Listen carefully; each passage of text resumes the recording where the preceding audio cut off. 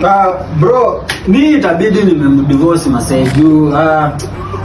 Huyu kuna venye ananicheza. Hold it there.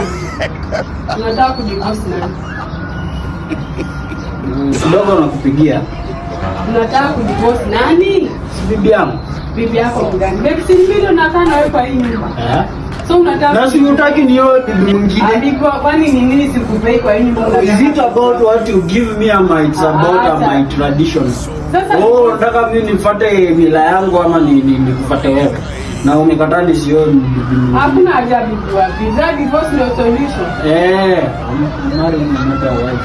Sawa, divorce kwa nini nafikiria wanaume wameisha. Tapata mwingine hata mzuri kukushinda.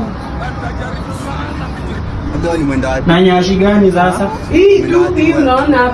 Unataka kuona juu ya nyashi. Unataka kuona juu ya nyashi.